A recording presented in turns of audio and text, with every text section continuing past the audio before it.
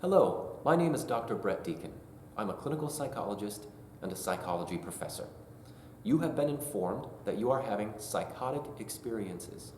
The purpose of this video is to provide you with some basic information about psychosis, which is sometimes diagnosed as schizophrenia. Psychosis is a term used to describe a state of mind in which a person experiences a distortion or loss of contact with reality. The types of experiences usually thought of as psychosis include hearing voices speaking when there is no one there, or seeing, tasting, or smelling, or feeling things that other people do not, holding strong beliefs that others do not share, such as believing that there is a conspiracy against you by the CIA, and appearing inexpressive, withdrawn, listless, apathetic, and unmotivated. These experiences often occur at times of particular stress and are linked to strong or overwhelming emotions. Although these experiences may be distressing to some, it is important to note that others may be untroubled by them, and some people even experience them as positive. It is widely assumed that psychotic experiences have a biological cause. Genetics, chemical imbalances in the brain, and abnormalities in brain structure and function have all been implicated in the development of psychosis.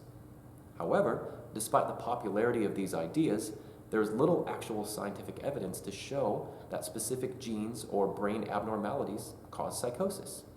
Rather, psychotic experiences are best understood as having psychosocial causes, which means they are caused by a combination of psychological and social factors. A psychosocial perspective on psychosis aims to understand psychotic experiences in the same way that we understand other thoughts and feelings. The idea is that experiences like hearing voices lay on a continuum. Many people experience them occasionally, whereas for others, they are more intense. As with other issues, such as anxiety, a major cause of psychotic experiences lies in events that have happened in people's lives and how these events have affected them. Research has identified traumatic experiences, social factors like poverty, and relationships as primary factors in the onset of psychotic experiences. Evidence suggests that psychosis can be a reaction to stressful life events and life circumstances, particularly abuse or trauma. For example, survivors of childhood abuse might hear the voice of a former abuser telling them they are worthless, or experience flashbacks of the event, causing them to dissociate. In this way, psychosis can be understood as a natural reaction to traumatic events. In addition, ongoing stress can trigger the symptoms of psychosis. It is well documented that stress and poverty impact significantly on mental health, with recent research identifying inequality and social disadvantage as the main determinants for developing psychosis.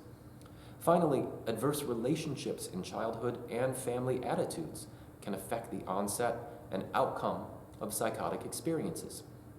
Relationships may also act as a maintenance factor for psychotic experiences, influencing a person's ability to recover.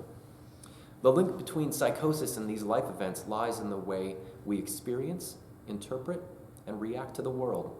Distressing or traumatic past experiences can lead to the formation of specific beliefs, which in turn can affect the way a person interprets and reacts to situations. For example, people who grow up being constantly bullied may develop beliefs that they are worthless and that other people are likely to harm them. Accordingly, they may avoid social situations, which unfortunately prevents them from learning that other people are not as threatening as they fear them to be. To summarize, modern research indicates that psychotic experiences are caused by a combination of social factors and psychological processes, not biological mechanisms. I hope that learning about the factors that cause psychosis has been helpful to you in understanding a bit more about this mental health issue.